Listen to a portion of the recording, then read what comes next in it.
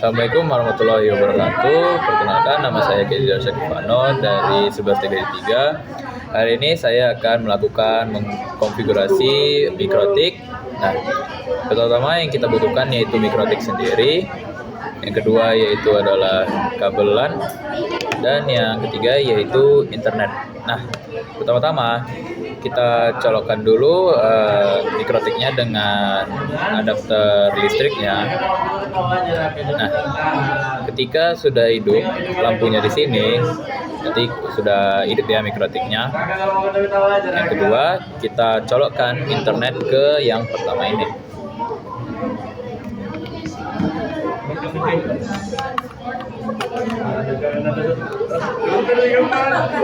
Ketika sudah hidup lampunya, kita colokkan lagi kabel LAN ke internet yang kedua di sini ya. Kedua. Nah, kita colokkan yang ujungnya satu lagi ke laptop.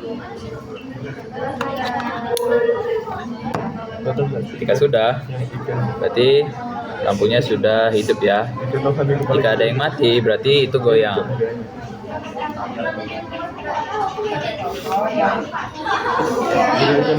Kita langsung saja lanjut ke laptop untuk melakukan konfigurasi. Mari kita langsung saja.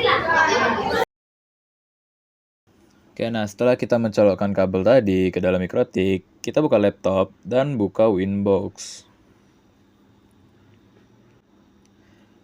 Nah, di sini kita pilih neighbor yang belum disetting.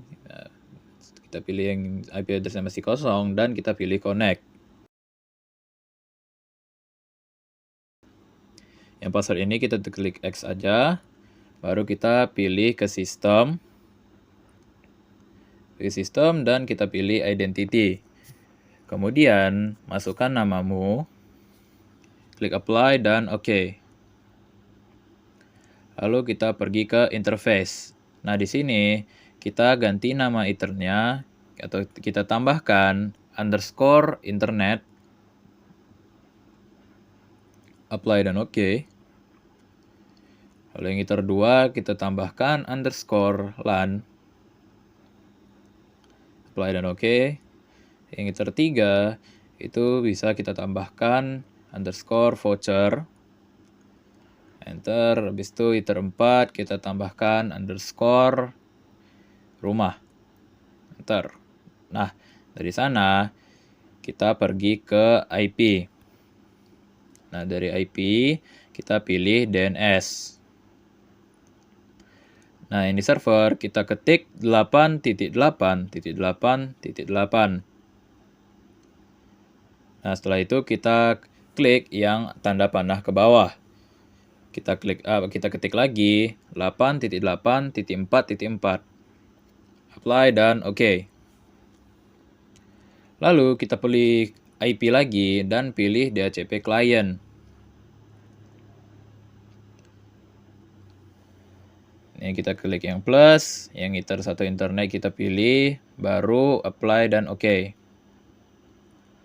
Nah, jika statusnya bound, maka sudah terkonek dengan internet atau jaringannya itu. Ya, klik X, baru kita akan coba untuk ngeping google.com. Pilih new terminal, ketik N, baru kita masukkan password yang baru, yang mudah kita ingat, seperti 1, 2, 3, 4, dan 5.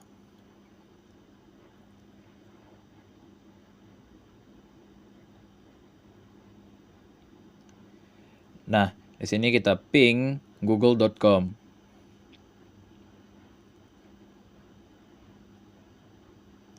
Nah, bisa dilihat kalau sudah TTL ya, berarti ada jaringannya.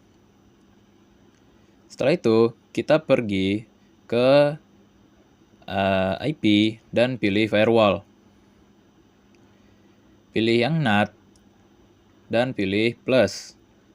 Chain-nya kita bikin SRC NAT dan yang out interface-nya kita pilih ether 1 internet. Tapi sebelum itu kita pergi ke action dan pilih mask QRAD. apply, dan oke. Oke, setelah itu kita pergi ke IP lagi dan pilih address. Klik yang plus, baru masukkan address 10.10.1/24 dan bikin interface-nya ke iterdualan. Apply dan oke. Tambah lagi, address-nya kita bikin 20.20.20.1/24. Interface-nya kita ganti ke iter 3 voucher. Apply dan oke. Klik plus lagi. Masukkan address 30.30.30.1/24 dan interface-nya kita ganti ke iter 4 rumah. Apply dan oke. Nah, sampai situ kita pilih lagi IP dan pilih ke DHCP server.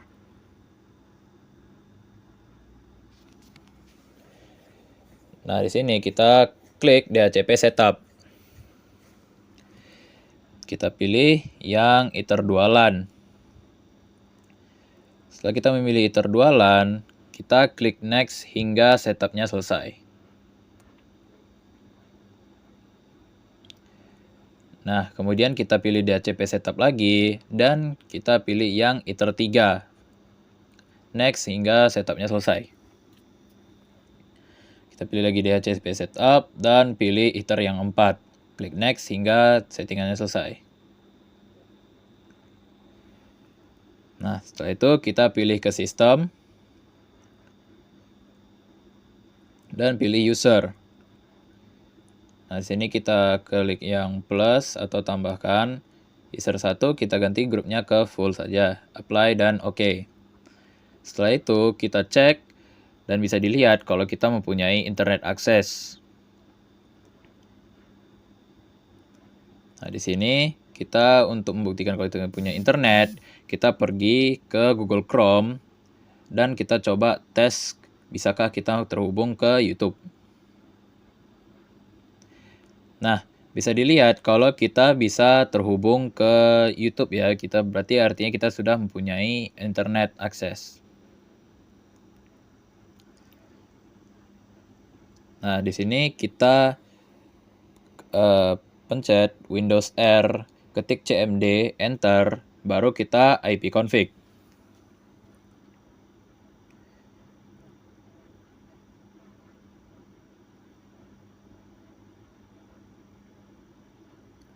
Nah, bisa dilihat kalau default gateway-nya itu 10.10.10.1 sama seperti yang barusan kita setting.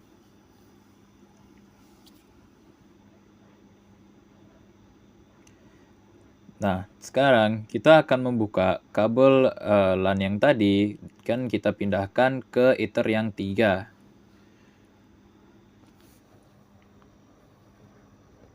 Nah, yang ini kita kecilin saja, itu tidak masalah.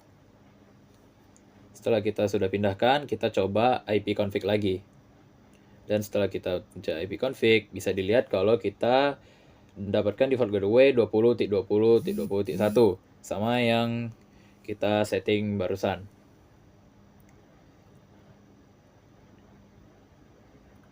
Nah, lalu yang terakhir kita pindahkan yang kabel iter 3 ke iter 4.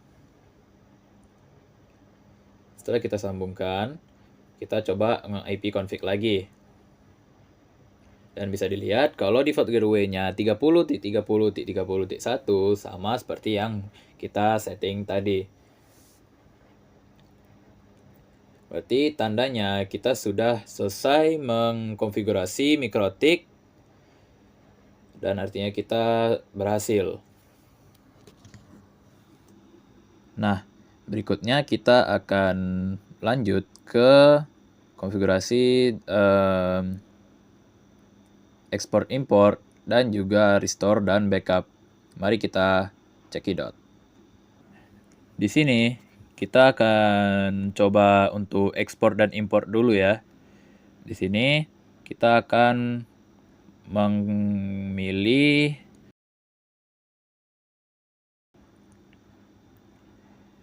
Di sini kita ketik export file sama dengan, lalu masukkan nama file yang kamu inginkan. Nama filenya bebas ya. Dan juga jangan menggunakan spasi. Usahakan menggunakan underscore atau tanda minus.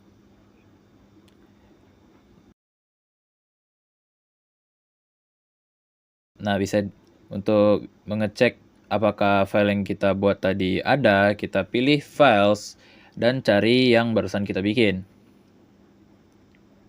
Nah, bisa dilihat kalau yang barusan kita bikin ada di file list.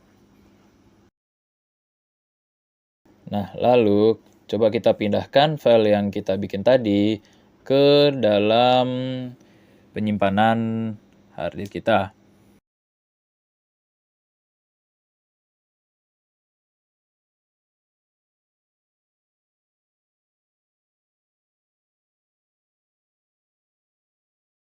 Nah, kalau kita coba buka, pilih Notepad, maka yang akan ditampilkan yaitu seperti ini.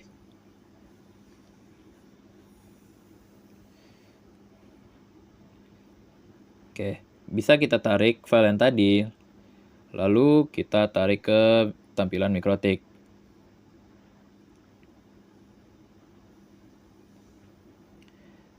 Setelah kita drag and drop tadi, kita lihat lagi bahwa filenya masih ada di file list ya.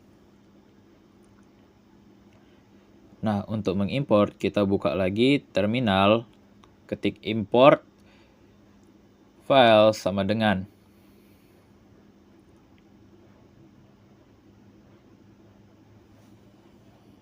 Nah, baru kita masukkan nama file yang mau kita import.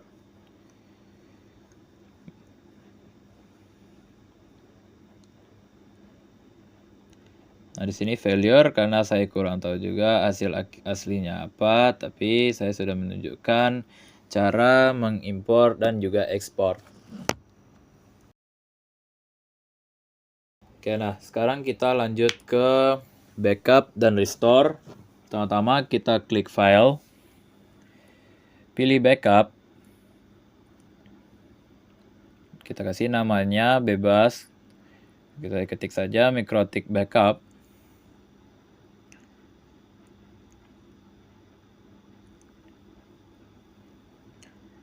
Yang password bebas, tapi menurut saya tidak masukkan password dan saya centang don't encrypt.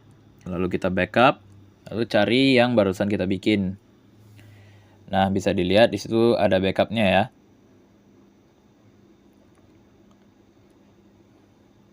Nah, lalu file backup yang tadi kita tarik ke desktop kita.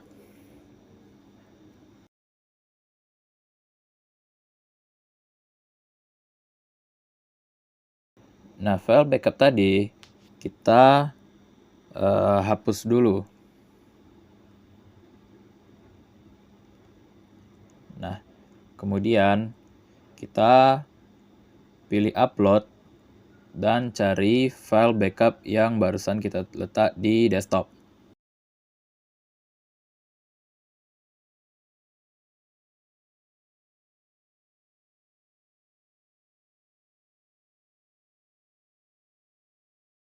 Nah, bisa dilihat kalau file backup tadi kembali ya, seperti semula.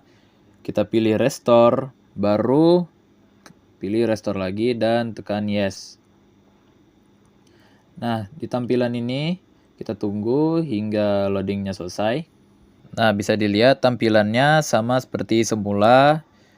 Tadi kita sudah melakukan restore dan juga kita sudah melakukan backup.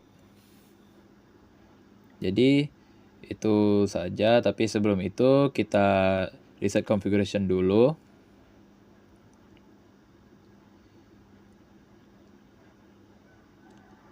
Oke, itu dari saya. Terima kasih telah menonton. Wassalamualaikum warahmatullahi wabarakatuh. Selamat pagi, siang, sore, dan malam. Terima kasih.